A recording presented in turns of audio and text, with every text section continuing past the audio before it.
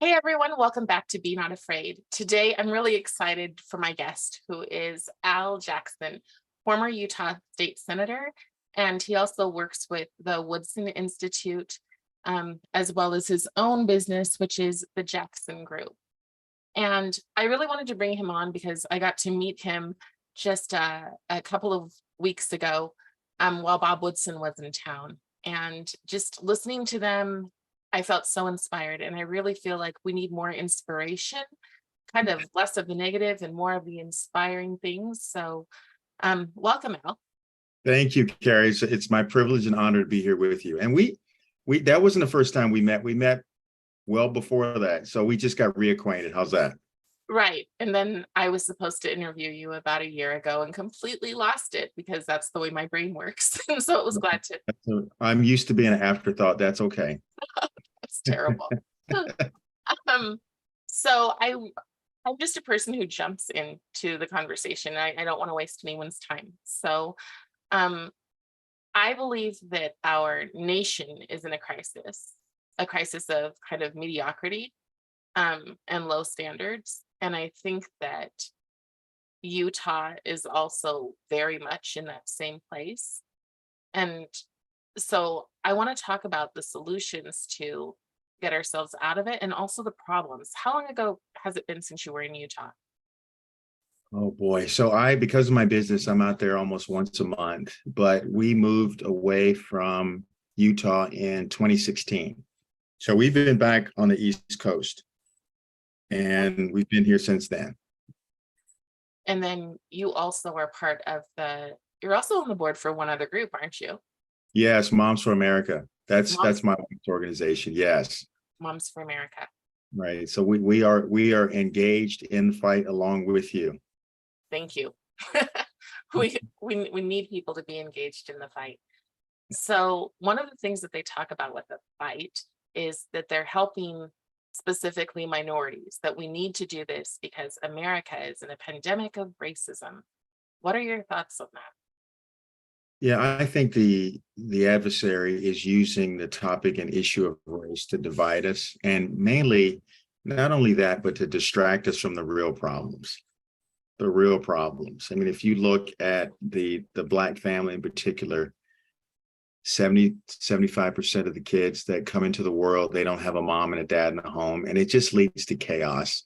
And at the end of the day, that's really at the heart of the problem. But they don't want to look at that problem because they've been part of creating that issue. And so it's just easier to just point to racism.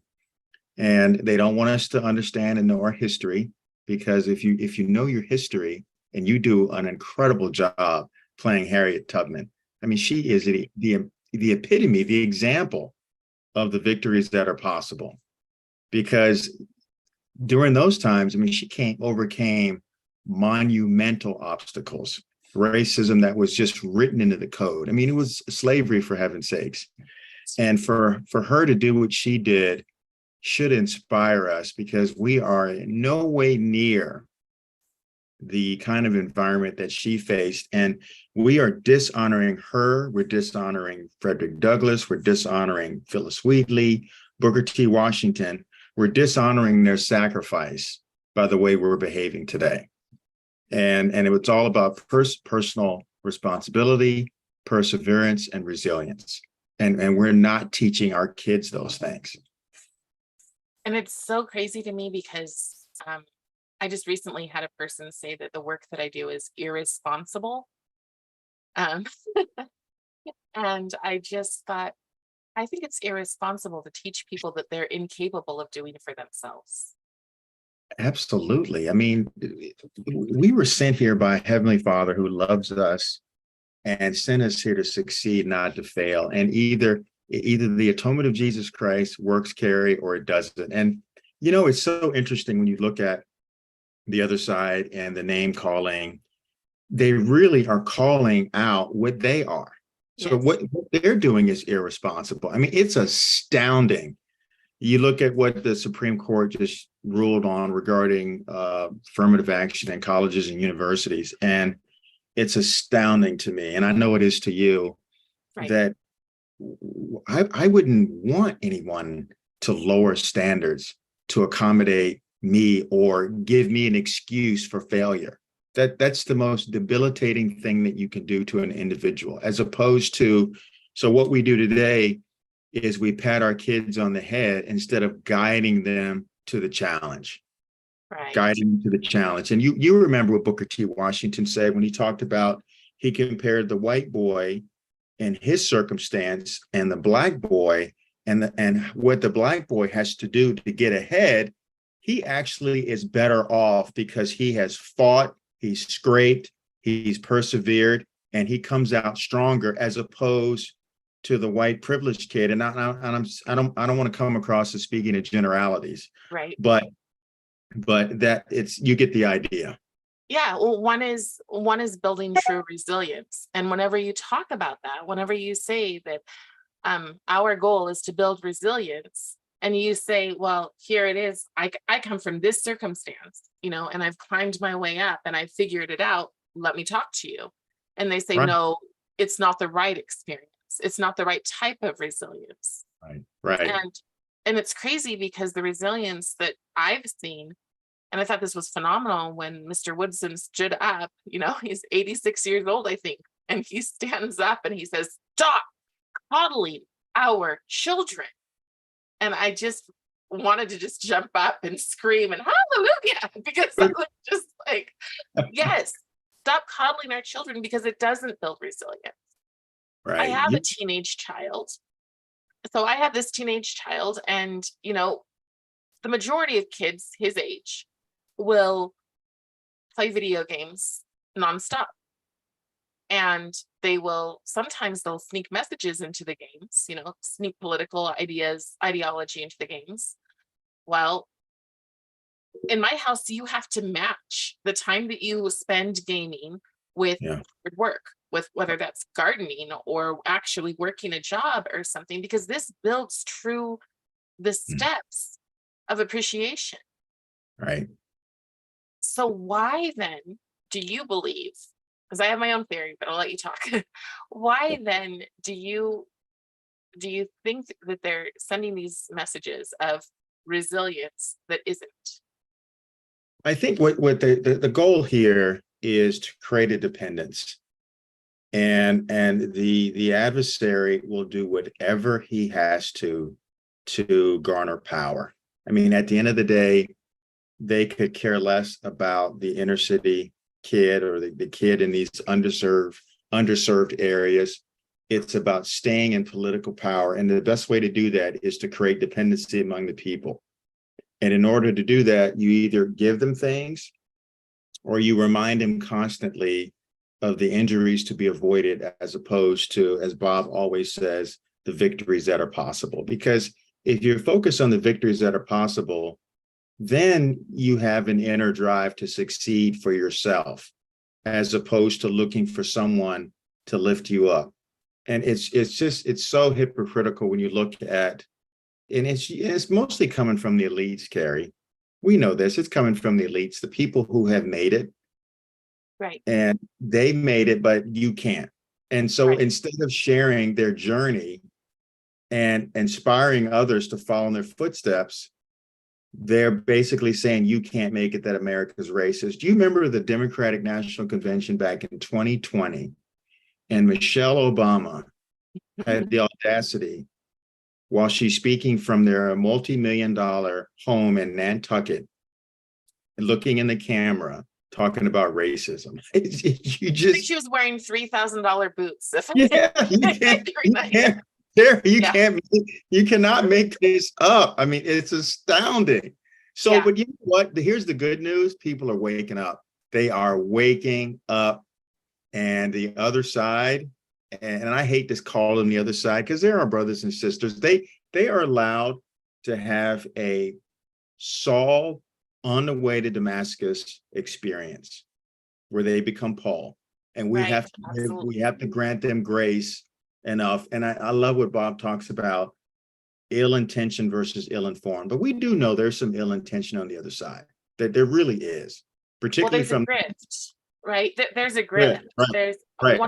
one of the things that Bob Woodson says is that you guys look for Josephs for Pharaohs. Um, Yes. but on top of that, and the people that fight the hardest are the grifters, the people who are making money. So the things that I do, I don't charge for. I Right. just go out and tell the story of Harriet Tubman or teach a program to kids because I want them to understand that just because I have my skin tone doesn't mean I hate or resent them.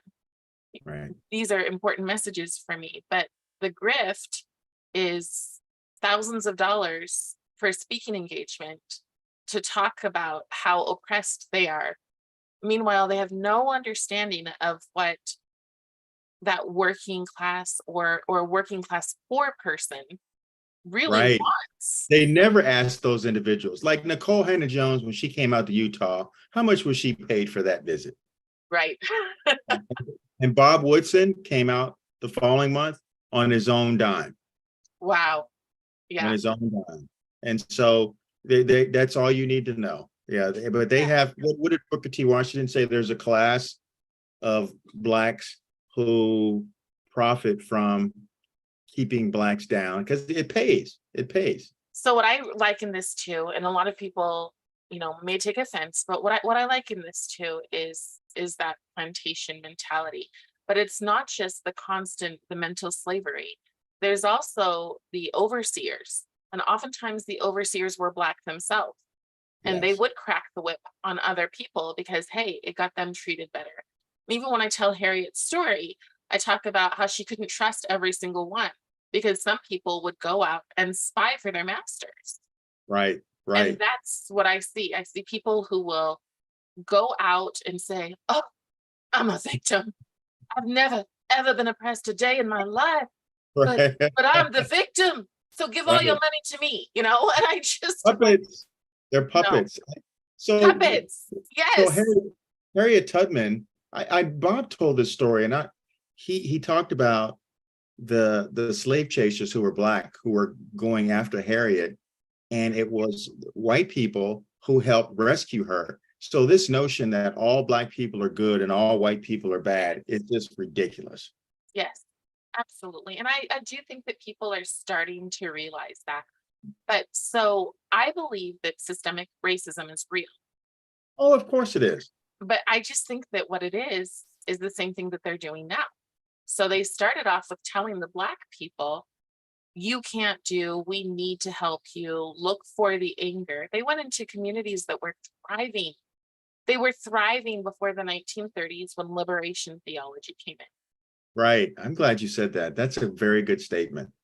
But they were. So they had these amazing families, and fathers were proud and they would raise their kids to love God and to want to do better. They had an appreciation, one thing, I think, because slavery wasn't that far out, right? So they could look back and say, I remember my pa as as a sharecropper. Now we're so far removed that they can repeat those same things in history in another direction. So it's not always about race. Teaching this new generation to be upset and to find bitterness. I just think bitterness cripples people. Well, yeah, well, that's a tool of the adversary to create anger and division and contention. Because wherever there is a spirit of contention and anger, that Jesus Christ is not there. Yeah. That's why when you promote messages of hope and inspiration, then the spirit works. The And spirit works to inspire you. I feel like that's the reason why there's such a target to root out Christianity. That's at the end of the day, Cari, that's the ultimate goal. It really is. It's the ultimate goal is to replace God with government. Yes. And the godless are leading that fighting effort. Yeah. Yeah. Yeah. And so how'd that happen in Utah? Because Utah, we moved here because we thought that this would be the place where God and faith and religion are are protected, regardless of whether or not, because I'm not the predominant religion. Um, I'm former and I'm not anti, but Right. but I'm not the predominant religion here. But I knew it. I mean, I used to be the gospel doctrines teacher. The things that I'm seeing people fall for today make no sense at all. Right, right. Are you also astounded by the apathy? I think that was the biggest surprise for me when we moved to Utah, was the apathy, all is well in Zion attitude. And Yeah. it that's going to change. It's going to change as things become increasingly worse. And so the key thing is for you and I, Cari, and folks like us, is to keep sharing the message, keep bearing witness, keep bearing testimony. Because here's the thing: when things get really bad, we have to have enough people on the ground who know what to do. And so the staff upon which this nation will lean when things get bad are families that know. Families that know. So that's why what you're doing is incredibly critically important. First within the four walls of our home, and then out into the community. Right. And I always tell people, when people call me and they're just so discouraged, because yes, apathy, it's apathy. And then the second that they wake up, they go, whoa, this is way heavier than I thought it was going to be. And it is. Like, you would never have assumed that knowing what has happened in history in the past, knowing about Africa and Marxism and Hutu and the Tutsi, Lenin and Stalin and Mao, knowing all of these things, you would think we would not openly put that in our schools. Yeah. And we are. What we are. Well, it started with Horace Mann back in the 1850s, way back then. Oh, wow. And when he started promoting these socialistic ideas in the school, the people during that time period told him to get lost. We're not doing that, but the seeds were planted. And then John Dewey in the early 1900s, who to a lot of people is the father of education, picked up on those ideals. And he started out at Columbia Teachers College. That's where he took those ideas. And that was the institution that trained our teachers, because they knew exactly what they were doing. They knew exactly what they're doing. If they could, what did Abraham Lincoln say? He said, the philosophy of the classroom in one generation is the philosophy of government in the next. Wow. That's scary in terms of the philosophy of the classroom right now. Right, right. Or the lack of. Right. One of the things that I found most astonishing was when one of the school board representatives presented that the African American population is 16% proficiency rate for their kids. 1-6 for their kids. And you have to remember, Ibram X. Kendi says that whenever there is inequitable outcomes, racism is there. So then we lower the bar for all kids. Yeah. Because instead of going, we should be sick to our stomachs about the idea that there are some people who think it's okay to be at 16% proficiency rate.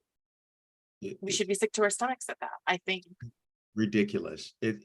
And I heard when I was out there with you that kids of color actually go into the school system with greater proficiency than that. It just gets worse over time. And Utah has a 90% graduation rate and overall 49% proficiency. That's embarrassing. But that number is probably higher than the average in the country, is my assumption. And so yeah, the statistics are startling. That is scary. And you look at the comes down to things like Portrait of a Graduate. Right, right. You go ahead and then yeah. So the school system, and I've been involved in some training for the Canyon School District regarding diversity and inclusion. And I have to give the superintendent credit there, because he didn't want to go the woke path of calling one group oppressors and the other group as the oppressors. And so, and this was Canyon School District? Canyon School District, yeah. Rick Robbins is a superintendent. He said we had approached it with the principle of belonging, the law of the harvest, and race is only just a small part of who we are. Yes. And we're not going to lead with race. And well, I lost my train of thought here, but what I was basically trying to say is the school board came down with some language and verbiage that basically said, they highlighted, they didn't say kids of color, but they called them kids from unique and difficult circumstances. Right there, you're labeling them before, as soon as they walk in the classroom, they have a bullseye on them. And that goes back to what I said before. Instead of guiding the child to the challenge and treating all the kids equal, it's let's pat them on the head. And that's resulted in what you just highlighted, 16% proficient. That's embarrassing. Well, and it's not just the kids who, in fact, oftentimes the kids who come from hard backgrounds.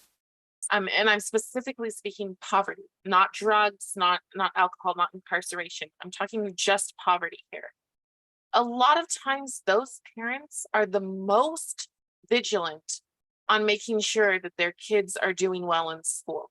And I'm coming from the perspective of a para-educator. Okay, those kids, oftentimes who can barely speak English, their parents, they are so strict with those kids, making sure that they are academically at a point of excellence. Whereas the kids with privilege, the kids who want for nothing, the kids who, the second that they get in the car, they've got a tablet, if they don't have their phone in class the whole day. Those kids are also lowering, like they're throwing away their quote unquote privilege. Right. Under the name, under equity, or what is that? Because I don't know. I'm very grateful for the status that I have in life. I'm a middle class mama, enough to be able to stay at home and raise my child. But and I feel like that's just the right spot, because I know that I want more for him than we have. But I also know that what we have, we worked for. That's right. And you chose that path. I mean, life's about circumstances. What Yes. did Bob came up with that great story of Frederick Douglass, and the worst time on the plantation was during Christmas.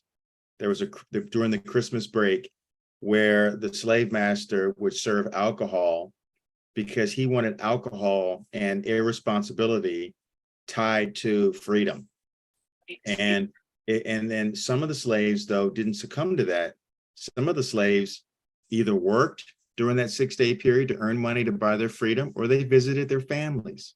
Yeah. And so regardless of the circumstance, Cari, you have a decision to make. You have a choice to make. You can choose how you want to proceed in life. And that's, to me, that's God's greatest gift to us, is agency. And so we have the agency to either act or be acted upon. Right. And you've chosen to act. Right. And from where I come from the very, very bottom of the barrel of the foster system, with like 18 homes in 9 years, where I'm at is something to be proud of. Absolutely. Where did you grow up? I grew up in Eastern Washington, Okay. in Moses Lake. Oh, okay. I know about Moses. A lot of farms up there. So you were in the foster care system in Moses Lake, Washington. Yes. Wow. And I put myself in. I put myself into foster care when I was 8. So, because my life was that bad. And so when people want to coddle me, I just sort of navigate through that, and I'm grateful. I could be the biggest lefty victim on the planet. Right. That's exactly right. But you've chosen not to do that. What an incredible story. And you've got street cred. You've got street cred. Nobody, I know. Oh, but they do. They do. The people that are selected, the people that are appointed by our governor here in Utah, they go after me like I don't have a right to talk. I don't live in the right location or whatever reason. And I'm sitting there going, my level of street cred is way beyond anything. Absolutely. You definitely got street cred. That's why, sister, keep going. What you're doing. I'm telling you, there's a silent majority out there that's rooting for you. And the God in heaven is guiding your steps. No doubt about it. You're an incredible person. Thank you. Well, what I want people to understand, because I am always trying to reach that moderate. I'm always trying to reach that person who maybe isn't a person of faith. Um, it doesn't have to be that it's faith that guides you. Although I will say that in all of the people that I've spoke to who have overcome great things, and I'm talking about Marxism and communism, um, it has been it has been their faith that has kept them rooted. But there's also just the basic Judeo-Christian value system, regardless of whether or not you practice the faith. That That's is, a very good point. Yep. those are the Talk standards that are that have set success. right. Talk to somebody from Venezuela or China. They Right, not a lot of church going on there, but they know what it's like to live in communism. They know. right, And it goes against our inherent desire to be free. right. Or to have family and Yeah, to matter. Because right. all of this stuff about, well, we want to make sure that these kids know that they matter, you're taking away. When we embrace these ideas, when we embrace diversity, equity, and inclusion, which is the opposite, it's diversity, exclusion, and It, equity means equal outcomes. it's reverse racism. That's what it is. Yes. It's reverse racism. Well, and Yeah. some people will say it's not reverse racism, it's just racism, period. Yeah. You Right. know, we're teaching people to hate. Yeah. We are teaching children who have come, we have come generations, and we should be so grateful for Martin Luther King's dream. We had reached that. We had reached the point where the It majority of did. people, it didn't matter the color of their skin, right? Right. It mattered the value that you brought to the table. That's right. And That's then we started going backwards from that. And you have to ask why. Why would we want to be miserable? you know what, Cari? I've thought a lot about that. I read a lot of Shelby Steele. I follow Bob Woodson. You know, freedom, the cost of freedom, it's hard. It's hard. And you know what? So we had a choice to make when we had those civil rights victories in the 60s. We had a choice to make. We could either jump on board and embrace those victories and move forward and progress and lift ourselves up our quote unquote bootstrap, so to speak, or we could take the other path, which is let's blame those who oppress us and make them our liberators, because you know what? That's in some regard, Cari, that's an easier path. It's an easier path because freedom, you're the perfect example of that. It wasn't easy. The choices that you had to make, it was not easy. And some people don't want to do that fight, Cari. They'd rather have somebody hand them something as opposed to work for it for themselves. Freedom is not free. You have to work for it, and not everybody's wired that way. Hard for me to understand that. Yes. As somebody who realized does that resonate with you though? Does that make sense what I'm saying? it does, but it's just another form of enslavement. Yes. So it resonates, but I can't comprehend it because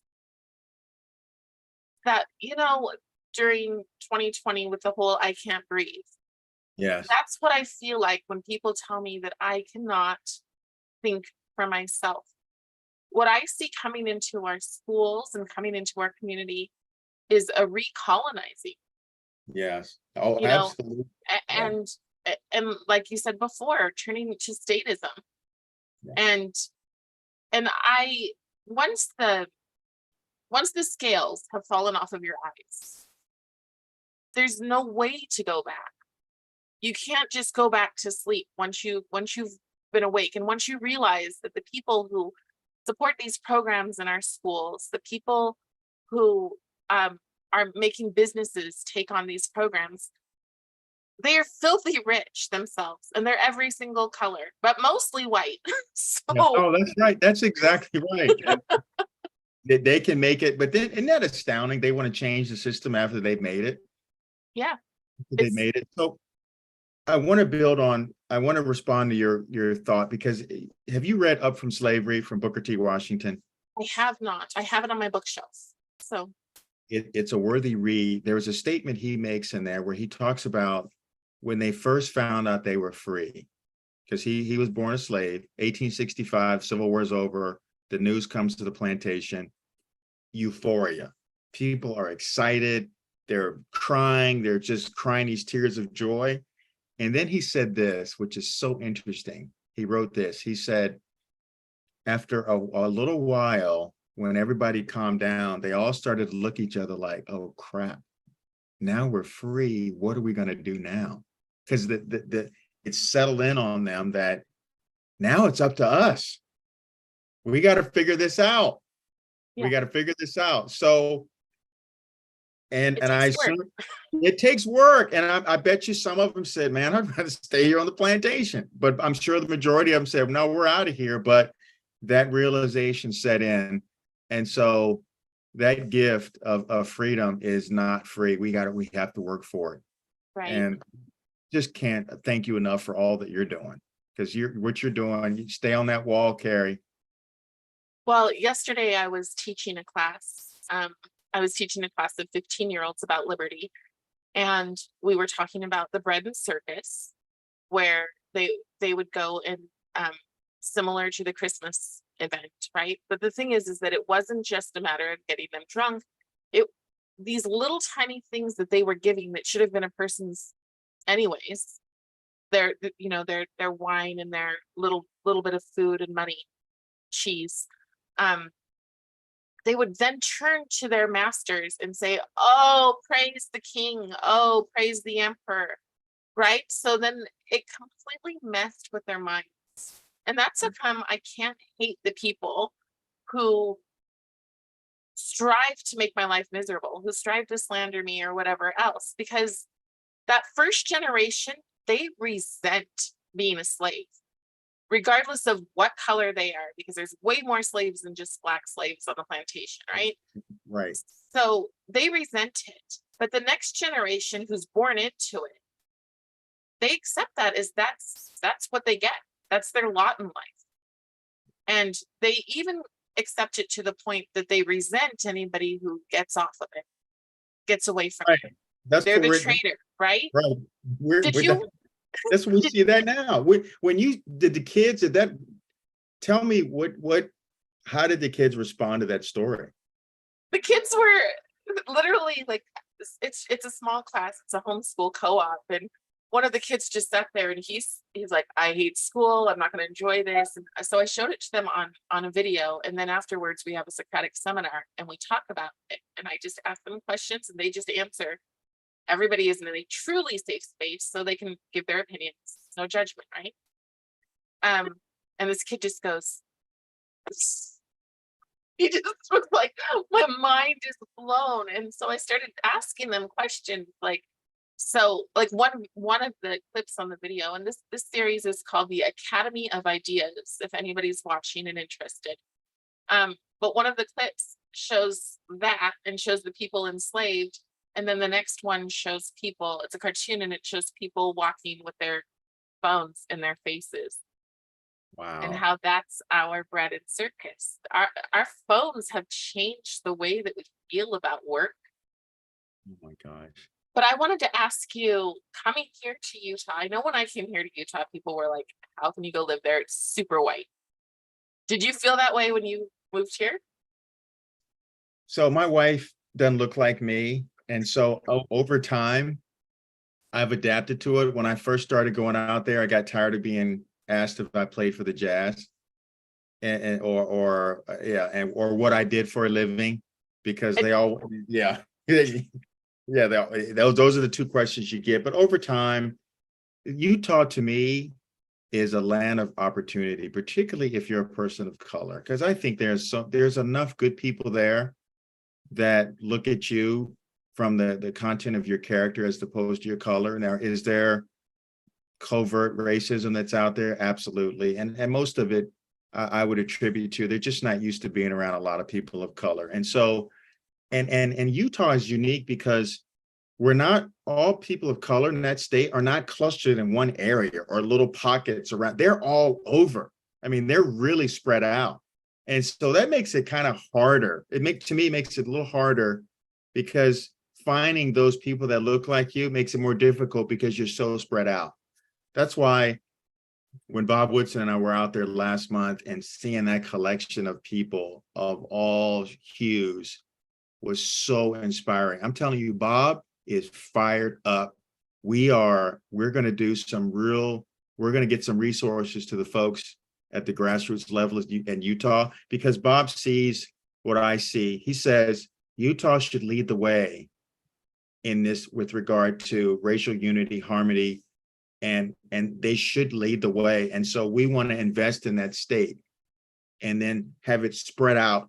It works here. Let's make it spread out through the nation. I think Utah is uniquely positioned with the right leadership, Cari, to make a difference. But here's the thing, you can't have a leader that's just focused on, we have to be nice to each other. We have to have to disagree to be disagreeable. And we're in a fight. They're coming after our children. We are in a fight. It's not our side that's the problem. It's not. We are fine disagreeing. It's the other side that doesn't want to cooperate. So this whole nonsense about we got to be super nice and kind and no, we want to be happy warriors. We are in a war. When you start messing with our kids, all the gloves are off. I have a group called TikTok Warrior Moms. Yeah, this notion of we want the Trump supporter uncle to be able to sit at Thanksgiving dinner with the woke niece. That's BS. We don't have time for that. That's all niceties. The other side loves that. While we're doing that, you should see what they're putting in these libraries and what they're teaching our kids. It's got to stop. We are in a war. Well, and we need to be clear about that little ad from our governor, because it is not. I didn't mention his name. I did. I'll go there. I'm fine with it. But here's the thing. He doesn't just say this and this as equals. Had he said that, I wouldn't mention his name. But that's not what he says. He says, your conspiracy theory, MAGA, whatever. And then he says, your woke niece with too many inconvenient truths. And that is why I will point it out. Because while he's making the vague, apathetic person go, oh, that sounds nice, he's ultimately saying these guys are right. Yeah, interesting. And that is why when I first saw it, I was like, oh no, you didn't. Cari, I'm so glad you pointed that out. We are in a war. I just think we go about it. We're happy warriors. I mean, we don't want to be mean and cruel like the other side or go down to that level. The best counter to their rhetoric, because it's all rhetoric, is solutions. Yes. We roll our sleeves up and we get it done. I mean, I like the opportunity of you all getting together and creating these micro schools for kids to give parents a different option than what's going on in the school system. I think that's beautiful. We have to be careful, though. I'm very cautious about that because we already have somebody who has a social justice charter school. Okay, wow. So you have to be careful who you listen to. Yeah. And there's not, Utah's African-American population is under 2%. And a lot of them lean towards that thing. And a lot of them don't, but they don't know that they don't. So that most people do have, most African-Americans do have conservative values. They believe in faith. They believe in family. They want freedom to pursue and establish what they want to. Freedom in business, basically. Those are simple conservative values that are, they don't understand that the new left is trying to destroy all of those. Mm-hmm. The first thing that they're coming to for our schools, the very first thing is that they're teaching kids that to be a cisgendered, heterosexual, male Christian is the oppressive of all oppression. And that starts in elementary school with a wheel showing the kids who's the most oppressive. That's our first thing. That's faith. Then family, we're literally showing people that it is quote unquote privileged to have a family, or it's privileged to be able to homeschool. People don't understand that this is coming because one person says, oh, it's not here. And they just go, oh, well, I respect that person. And they said it's not here. And that people don't dig a little bit deeper and realize, oh my goodness, it really, when you said a war, it's a war, and we can't just lay down and let it happen. And I feel like our state is being sold out. And the only way, and this, yeah, I promise to let you talk more. Oh, Cari, this is fine. Great. Keep going. But the only way I see out of that, because honestly, it seems to me that many of our schools on the administrative level are sold out, our school board sold out. Teachers, not so much. There are a lot of teachers Right. who will send me private messages that go, thank you, keep going. There are Right. other officials who will say, thank you, keep doing what you're doing. They're not going to say it out in public because they know they'll be canceled, even in Utah. Right.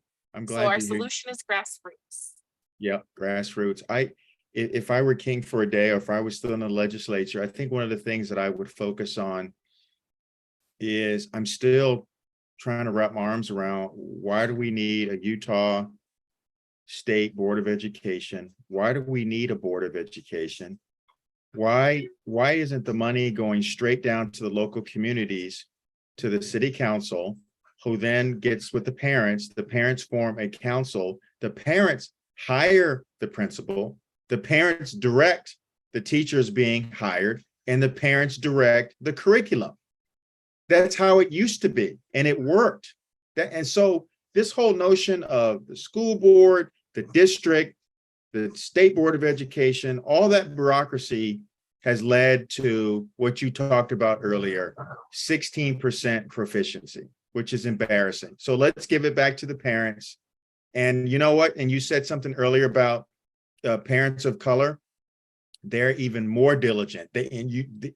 They would participate on that committee, and they would be there with their sleeves rolled up, making sure that their kids had the right environment to learn in, and then they would hold those kids accountable. No, I have faith in the parents. I really do. And we've got to go around the bureaucracy, and it has to go right to the parents. Because if the parents are making the decisions, you won't have to worry about critical race theory or social and emotional learning or all these other foolishness that's coming from these quote unquote educated experts that are certified. No, They're right. certified grifters.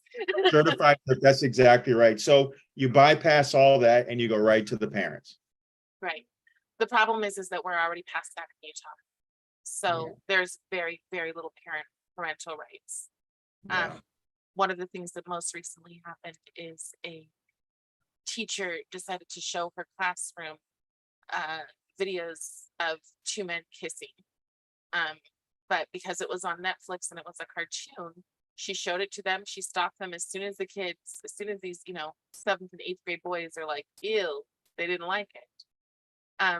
And then she shamed them for having that reaction.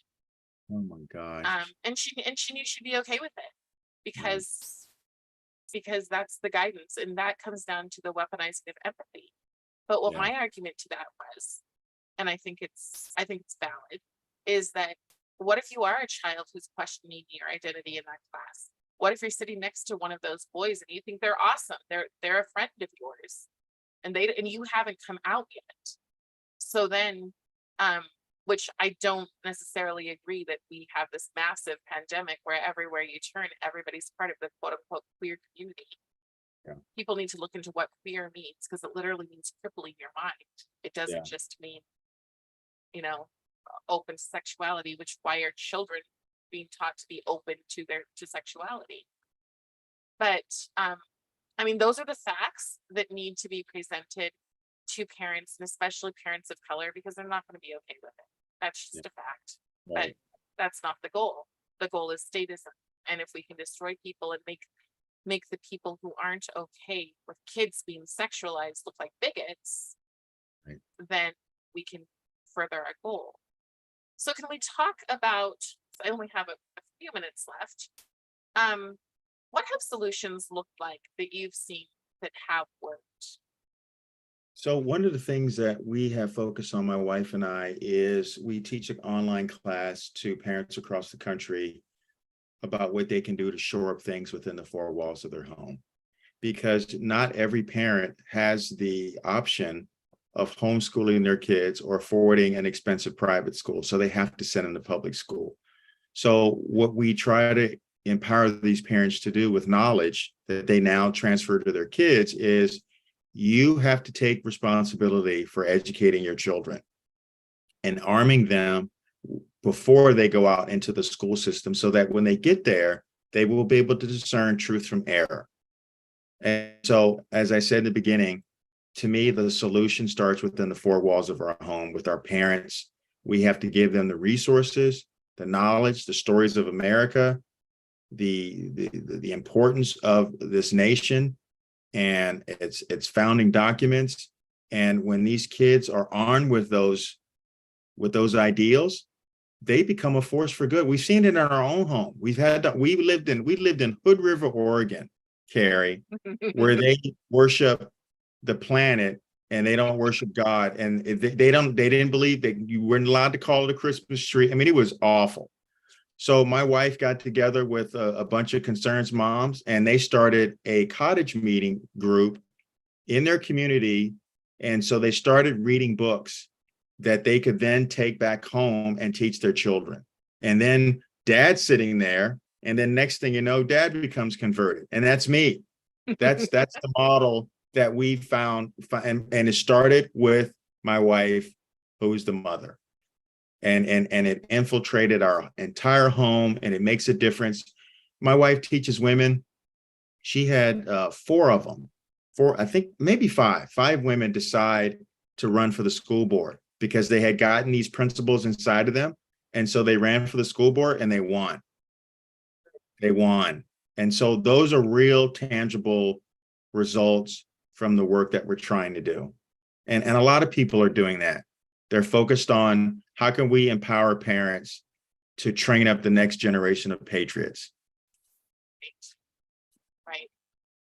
So how do we bring that into specifically the Black community that's been taught, um, that has been taught basically to go against their own values? Just like it, within their homes, they believe those things I said about faith, family, freedom. But when they go to the voting booths, they believe something very, very different. And I'm not talking about voting. I know politics is Right. a thing. But what I'm talking about is, so they accept those things that they voted in. They voted these people in, but if they knew what they were, they wouldn't accept them. I think I think the Woodson Center has the model that we should really embrace. And that's finding those gems in the community, finding those Josephs that are doing things the right way. And then matching them up with the pharaohs who have not only the resources, but also the information and knowledge, because those are the people who are at the grassroots level, Cari, that you highlighted, that are going to change the community from the inside out. Those are the influencers. What Bob would do is he would go into a community and he would go to either local church, he'd go to the barbershop, he'd go to wherever people were organizing in a community where they gathered, and he'd say, who are the go-to people in your communities? And they all would come up with the same 3, 4, 5 names. And then he would go to them. He would go to them because they were the leaders in the community. And then once you train them and educate them and empower them, then it goes out. It's healing communities from the inside out. And it takes work. It's not sexy. Right. It's not going to the Capitol and sitting down with the governor. No. It's hard work. And a lot of people don't want to do it. But that is what it's going to take. It's the Cari Bartholomew's that are doing that need to be empowered to go do this. So that's to me is the solution. Yeah. So let me tell you what my idea is, and tell me if this would work or not. Okay. But I feel like this 16%, this has been just running through my head since I learned it. Okay. So my thought is that we do a book club.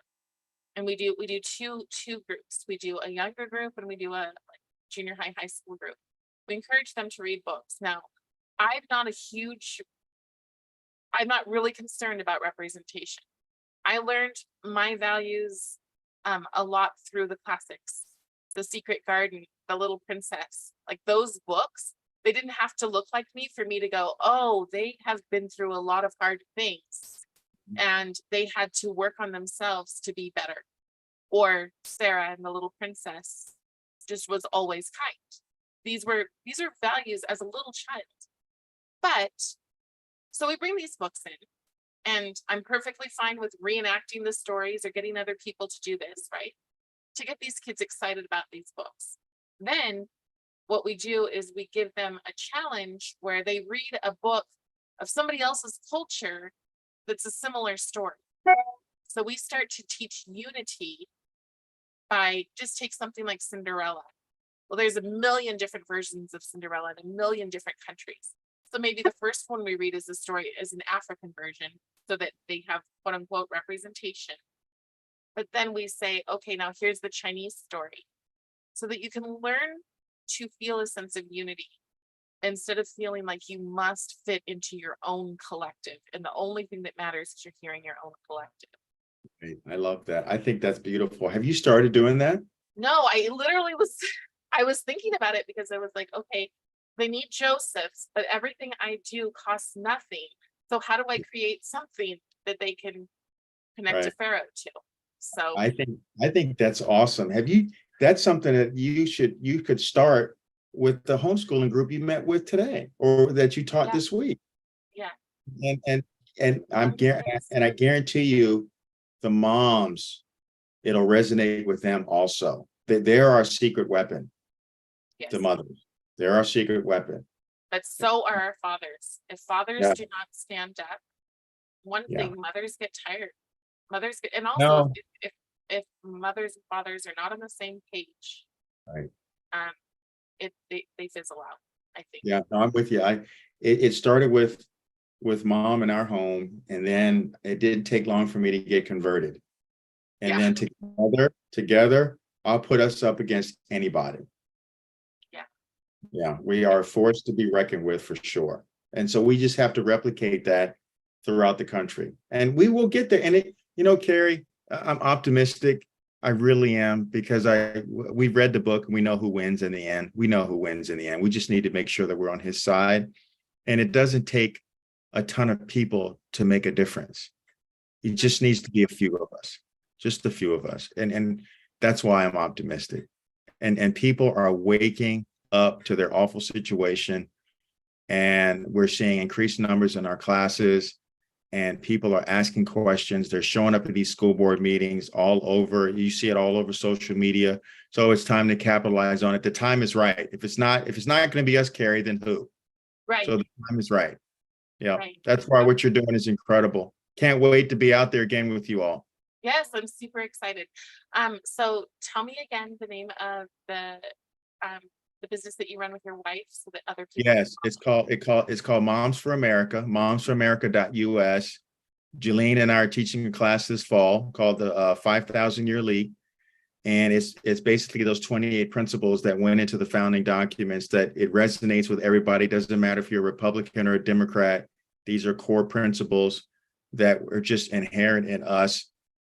So momsforamerica.us. And I just encourage people who are listening, go to battle, but go with education, go educated, go knowledge, go with some knowledge, so that you're not screaming back and forth with rhetoric, but you're promoting and emphasizing principles. Principles are universal. Principles transcend race. Principles transcend political party, and it will resonate with people. Al, thank you so much for this conversation. And Cari, yeah, you're the best. Thank you. And you need to. I would love for you to interview my wife at some point. I would love to. You have to get me an interview with Bob. Okay. Oh, do you want to do? Oh, we can set that up, because Bob loves the camera and he likes to talk. So that's a no-brainer. Right. And also the person with the school with the Will Crossley. Honey with reach school because Yeah. yeah, I just think when the solutions are in front of you, we have to show people that they're there. Yes. So Absolutely. So you reach out to me. I'll get those set up for you ASAP. awesome. Thank you so much. All right. Wonderful. God bless you.